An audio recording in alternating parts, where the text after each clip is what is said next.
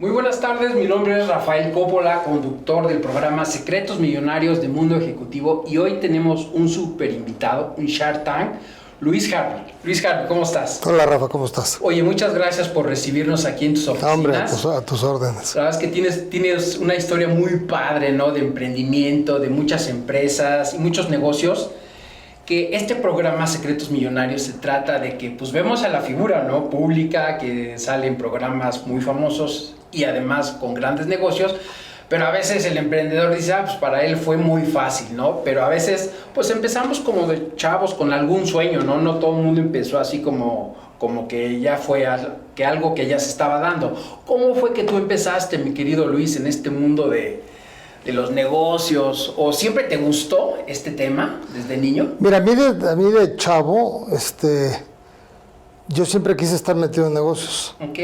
Pero estudié economía porque se me hacía que economía era una carrera mucho más rigurosa que administración. ¿Sí? Tenías una serie de materias que te hacían aprender a pensar bien, ¿no? Muchas matemáticas, estadísticas, cosas así, que yo creo que te sirven en la vida. Entonces yo cuando estudié, trabajé un rato en Hacienda, en lo que me fui a estudiar mi maestría, con un profesor mío del ITAM. Trabajé con él en Hacienda y luego de ahí me fui a estudiar la maestría en Texas. Y regresando, me puse a trabajar en Peñoles, trabajaba en Peñoles y estaba metido en el área de Peñoles donde se manejaba la posición de futuros, de futuros y de opciones de oro y plata, para hacer el hedge de la plata y oro que producía Peñoles. Y después de eso me fui a trabajar a operadora de bolsa, que fue una casa de bolsa muy famosa en su momento.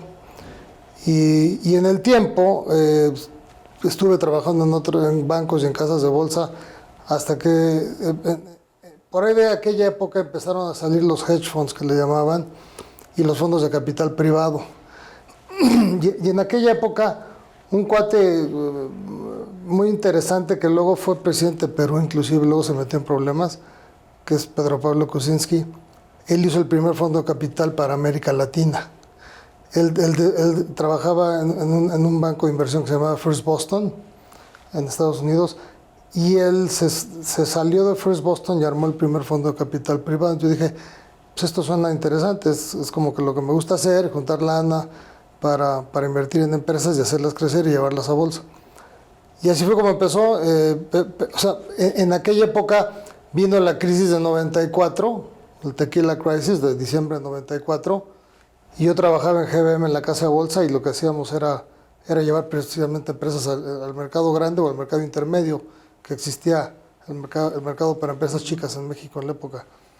Y entonces llevábamos muchas empresas estas chiquitas a bolsa, otras grandes, pero obviamente cuando viene la crisis de 94, pues dije yo, pues aquí no va a haber empresas para llevar a bolsa en un buen rato porque ya vino la crisis. Claro.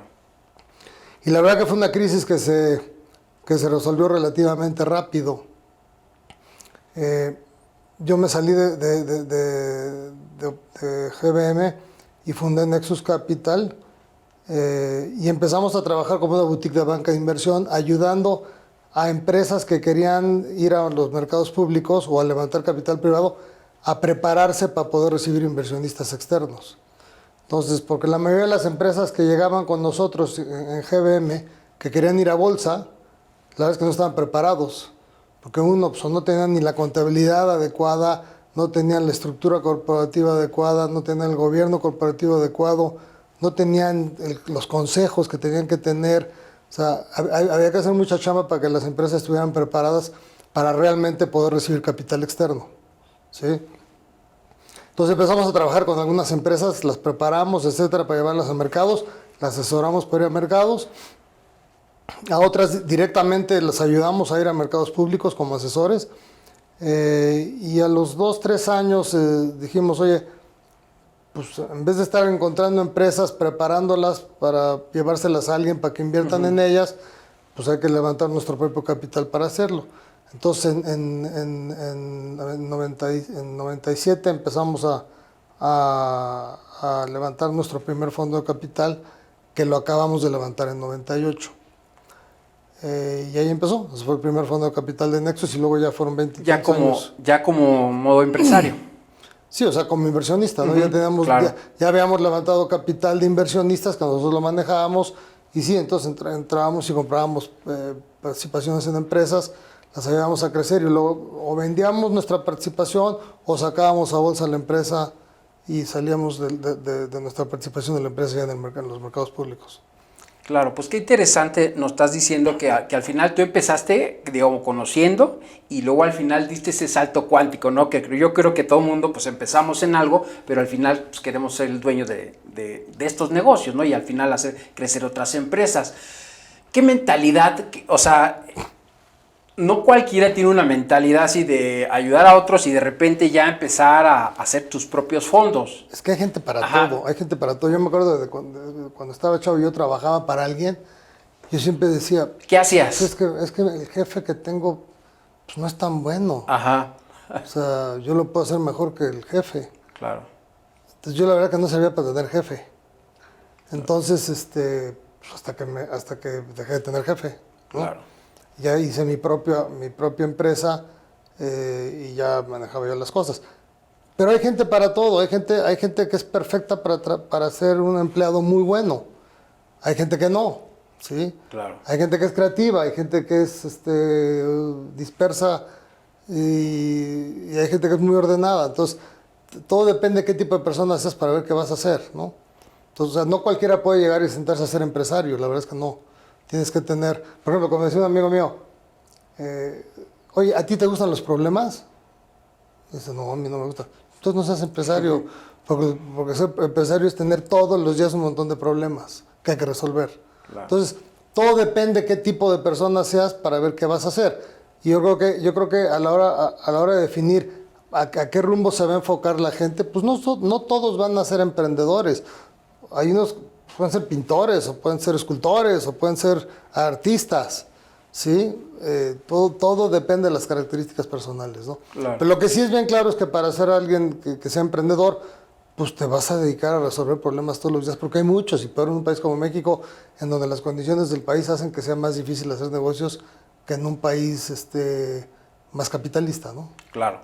Y ciertamente en esos momentos yo creo que siempre nos pasa que de repente algunas situaciones pues no se dan y como dices, te tienes que enfrentar a esos problemas y hay momentos que como empresarios a veces decimos, ¿sabes qué? Es que quiero tirar la toalla. ¿Tú qué has hecho? ¿Qué consejo les puedes decir cuando...? Pues tienes que ser perseverante, porque la verdad es que en un país como México lo que pasa es que todo el tiempo hay crisis, Sí. de un tipo o de otra. Pues así somos, o sea, no lo vamos a cambiar, somos latinos. Entonces, tienes que estar dispuesto a estar viviendo en crisis tras crisis o con dificultades para poder hacer las cosas, porque siempre las hay. Y las hay en todos lados, pero hay lugares donde hay menos dificultades que en otros, ¿sí? Aquí hay más, pero eso también te hace que seas mucho más adaptable a lo que viene, ¿no? Y tú lo ves en la creatividad de la gente en la calle, ¿no? Tú eres un mecánico en México, pues llega y te arregla el coche como sea y te lo pone a funcionar. Sí. Tú vas a un mecánico gringo, no, si no tiene la pieza adecuada, no lo arregla. Aquí se las ingenian para cómo arreglarlo. Entonces, es un tema de creatividad, es un tema de, pues te tienes que adaptar a las circunstancias en las que estás viviendo y eso obviamente pues, es formativo porque todos los empresarios aquí en México tienen que ser gente que hace cosas increíbles para que sus negocios funcionen. Claro. Y para que se mantengan. Claro. Entonces, esa es una de las características más interesantes de los mexicanos, que tenemos una creatividad, una perseverancia que hace que cosas que pues, parecerían imposibles que sucedan, acaban sucediendo. Claro, sí es lo que he visto como un denominador en este país. Y al final, con tantas historias, ¿cómo fue que la historia que llegas a Shark Tank? No, pues yo creo que al final de cuentas, después de invertir tanto tiempo en empresas, porque te la pasas viendo empresas todo el tiempo, estás viendo empresas todo el tiempo a ver dónde inviertes. Nosotros en los fondos de capital privado veíamos 100, 120, 130 empresas al año para invertir en 3. Okay. Quizá 4. Entonces, estás viendo continuamente empresas de diferentes tamaños. ¿Qué es lo que es Shark Tank? Shark Tank es gente que trae negocios para que alguien invierta, ¿no? ¿Y qué deficiencias ves claro, el emprendedor que está ahí detrás de pues que está en la cámara, ¿no? Y que hoy también pues están pasando esas dificultades. ¿Qué es lo qué consejo les podrías dar para ellos? Yo siempre les doy el siguiente consejo. Cualquiera que quiera echar a andar un negocio, lo primero que tiene que hacer es entender la industria perfectamente bien en la que está operando. Tiene que entender quiénes son todos los participantes, qué hacen, cómo lo hacen, quién es alguien que venga con algo disruptivo que te pueda cambiar toda la historia o la mecánica de la industria. Después tienen que tener después de tener perfectamente entendida la industria, tienen que entender a la competencia, qué está haciendo cada quien, para que el día que, precios, cómo lo hacen, dónde lo hacen, qué márgenes tienen, porque si tú no eres competitivo, cuando salgas al mercado, pues vas a tronar rápido. Claro.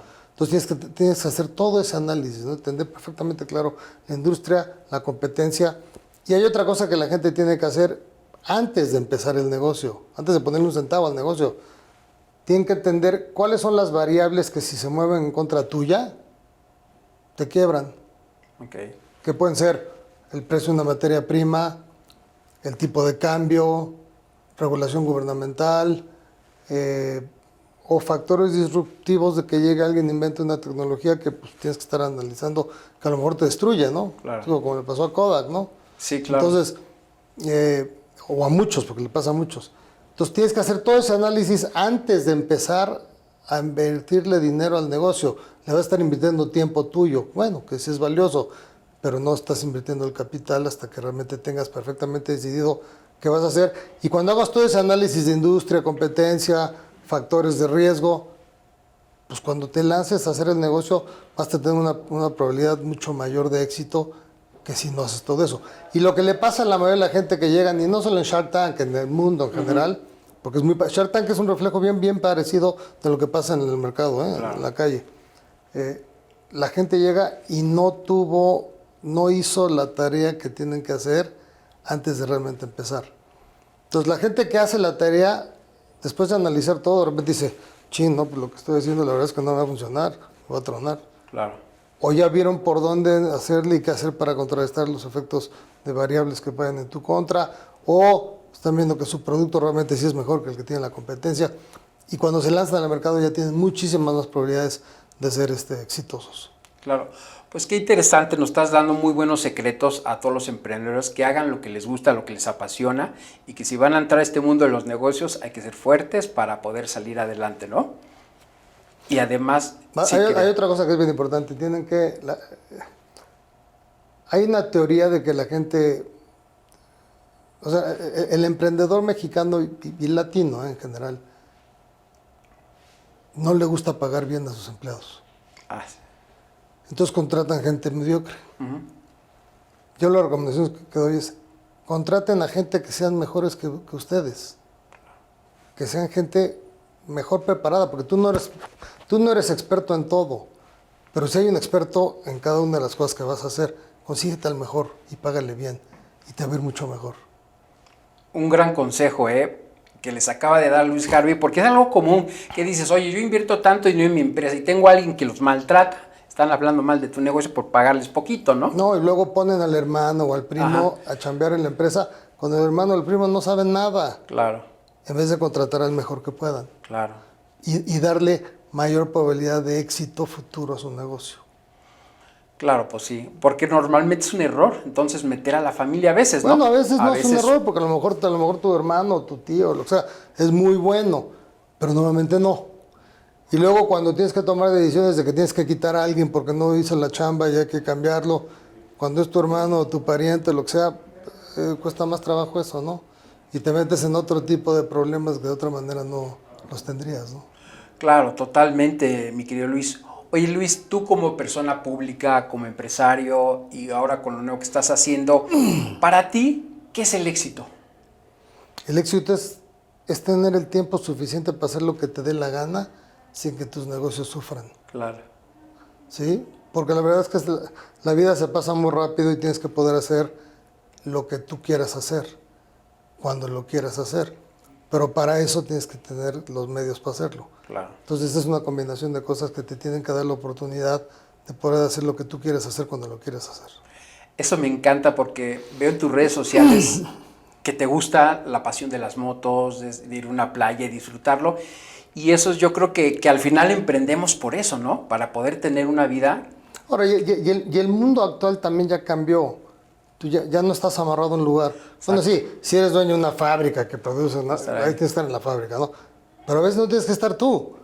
Si tienes un cuate bien fregón que opere la fábrica, tú puedes hacer otras cosas y hacer que la fábrica esté bien.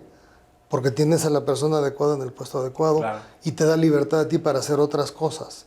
Que a lo mejor son otros negocios, o a lo mejor es irte a bucear, yo qué sé, ¿no? Claro. Lo que sea. Pero tienes que poder tener la libertad de hacerlo. Y yo creo que el último año nos demostró que la gente no tiene que estar encerrada en una oficina. Puede estar donde sea haciendo lo que tiene que hacer para que las cosas funcionen.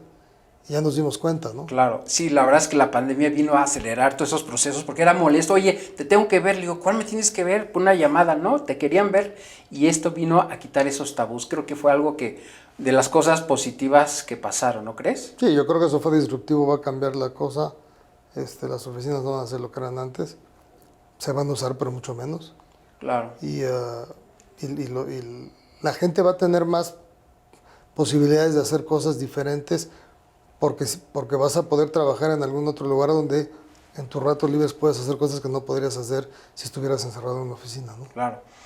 ¿Y tú qué piensas, mi querido Luis, del tiempo de crisis? ¿Qué es bueno? Porque mucha gente se espera a no hacer nada o salen oportunidades. Todas las crisis presentan oportunidades. Como alguien decía, el problema de una persona es la oportunidad para otra. Pero cuando viene una crisis, por ejemplo, como lo que pasó ahorita, el ejemplo quizá más claro es el avance que se dio en la ciencia médica, ¿no? Uh-huh. El avance que se dio en la ciencia médica para encontrar las vacunas, con todo lo que se hizo y con todo lo que se invirtió por parte de gobiernos y empresas privadas, los efectos positivos en los próximos 5 años, tú vas a ver, te van a curar el cáncer, te van a acabar curando el Parkinson, te van a acabar el Alzheimer, todas esas cosas le van a encontrar porque el avance va a ser, increíble en la parte médica. En la parte tecnológica, yo creo que el avance que están viendo en el tema de la digitalización, trabajo remoto, etcétera, también va a hacer que el mundo cambie, ¿no? Y yo creo que todas estas crisis generan cambios tecnológicos y avances en la ciencia que antes pues, a lo mejor no se necesitaban y la gente no le ponía tantas ganas o tanto esfuerzo. Ahorita viene la crisis, desde el punto de vista de los combustibles fósiles, ya viene, ¿sí? El calentamiento global. Claro. Vas a ver el avance en la movilidad eléctrica. Va a ser increíble. Al rato ya no vas a tener coches de gasolina. Y al rato es 2030, ¿eh? Sí, la verdad es que En 2030 va a haber bien pocos coches de gasolina. Los va a querer que lo quiera tener, pero no se van a necesitar, precisamente porque pues, el calentamiento global, toda esta crisis que está viniendo, va a generar un cambio bestial. Y como esas, hay crisis recurrentes en diferentes aspectos, pero siempre hay una crisis. Y esas crisis generan avances. Claro. Y avances que cambian el comportamiento humano en el futuro y que van llevándote hacia nuevos caminos, ¿no? Claro, y hay que aprovecharlas. Ahora, Luis, ¿qué es lo que estás haciendo ahora, mi querido Luis? Estoy haciendo diferentes negocios. Estoy haciendo uno que tiene particular, me gusta mucho porque tengo unas máquinas que te ahorran energía, te ahorran tu consumo, o sea, tu cuenta, lo que le pagas a la luz, te ahorran alrededor de un 15%. Yo te instalo la máquina y te baja tu consumo.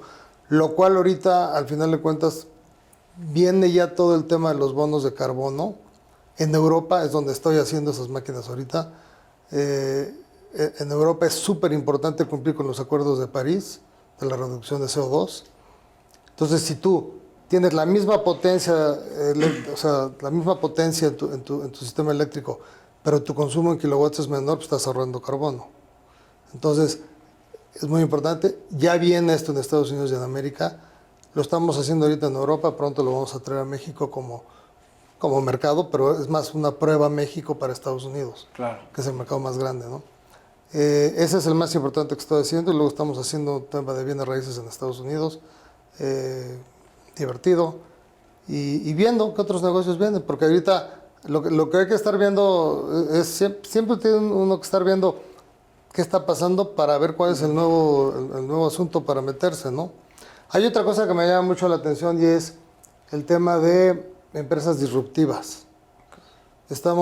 Yo tengo gente que está conmigo chambeando, analizando empresas que están haciendo cosas que cambian todo, ¿no? Por ejemplo, hay empresas que están haciendo carne que ya no es de carne, ¿no? Sí, De vi. plantas, Ah, ¿no? sí. Hay empresas que están haciendo huevo, o sea, son productos que también van de la mano del tema del cambio, y es el cambio climático, ¿no? O sea, el tema del CO2 por tener vacas, ¿no? Por eso salió esta compañía que se llama Beyond Beef, que es un gran tema, ¿no? Nadie se hubiera imaginado que por tener vacas ibas a tener más CO2. Claro. Pues hasta que salió, ¿no? Sí, hay muchos documentales. Pero hay una bola de compañías que están haciendo una cosa de cambio. Digo, la mayoría de las compañías son de Estados Unidos, porque es el único lugar en el mundo donde realmente viene la super innovación tecnológica. Pero se están analizando esas compañías para invertirles dinero a esas compañías que están creciendo, ¿no? Que son todavía chicas, pero que tienen potencial muy grande, Claro. ¿no? Pues algo que también nosotros estamos aprendiendo, Luis, de tu historia es que tú has seguido construyendo tus negocios, has vendido algunos y que sigues, ¿no? Y que a veces mucha gente critica eso, ¿no? Dice, oye, pues él ya pudiera vivir bien, pero dice, es ambicioso, pero yo creo que eso es parte de la pasión, ¿no? Que nos mantiene vivos, ¿no? Es que también cambia otra cosa, y date cuenta. A ver, una persona que hoy vive 90 años es bien fácil, ¿no? Antes la gente se moría a los 65, 70. Claro, sí, duraba menos. Entonces, la expectativa de vida, precisamente por el avance médico, pues es mucho mayor. Entonces, si alguien se cuida en este momento, tu expectativa de vida es bien alta. Entonces, antes pensaban que la gente a los 60 se retiraba, pues ya no. Si se retiran a los 60, es más, los sistemas de pensiones, todos van a quebrar si la gente se puede retirar a los 60, porque van a vivir a los 80, 90, y alguien tiene que pagar el costo de esa vida. Y normalmente los ahorros en los sistemas de pensiones no van a ser suficientes para cubrir otros 20 o 30 años de la gente viviendo. Entonces, ¿qué va a pasar? La gente va a tener que trabajar más. Claro. ¿Sí? Bueno, ojalá la gente tenga los medios para poder hacer cosas que les sean divertidos, ¿no? Pero también viene un tema importante, que el tema de inteligencia artificial, el tema de automatización, también va a generar mucho desempleo en el mundo. Entonces, se va a tener que crear cosas alternativas para que la gente se pueda ocupar. Y eso es un tema que es bien preocupante porque potencialmente puede haber muchísimo desempleo. Entonces, esa gente hay que encontrar la manera de que se ocupe, ¿no? Claro. Y que se ocupe de manera productiva. Claro. Entonces, pues hay que estar siempre actualizados. Tienes que estar actualizando todo el tiempo. En el mundo actual tienes que estar actualizando todo el tiempo. El que no se actualiza se lo va a llevar el tren. Así es. Y se va a quedar bien amolado, ¿eh? Y eso es un tema que en países donde no se está fomentando la educación como México, pues es un problema, ¿no? Claro. Oye, mi querido Luis, para terminar la entrevista, ¿tú qué le dirías a ti mismo si te encontraras de 12 años? O sea, si pudieras regresar el tiempo y ver... Pero yo hay una cosa que le digo a todos los chavos, que a mí me sorprende muchísimo, pero pues así es. A cualquiera, en lo que vaya a hacer en su vida, no tiene que ser hacer negocios, ¿eh? En lo que quieran hacer, trabajar para algún lugar, hacer un negocio, ser doctor, o sea, aprendan inglés. El que no aprende inglés no va a poder competir. Y es increíble el porcentaje de gente en México que habla inglés cuando tenemos 3,000 kilómetros de frontera con los americanos, Claro. ¿no? Entonces yo creo que en un país más desarrollado que el nuestro, ya se hubiera hecho obligatorio el inglés. Pero bueno, los políticos no han querido, ¿no? Claro.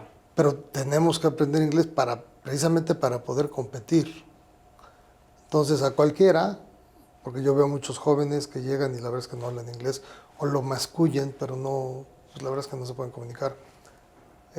Es una desventaja competitiva contra cualquier persona del resto del mundo, ¿no? Porque los asiáticos hablan inglés, muchos, no todos, los europeos todos hablan inglés, en el mundo árabe también hablan inglés. O sea, en África pues, también hablan inglés. Claro. O sea, mucha gente. Entonces nosotros tenemos que poder competir y la única manera de competir es comunicándote en el idioma en el que todo el mundo compite, ¿no? Claro, así se aprende de los otros países.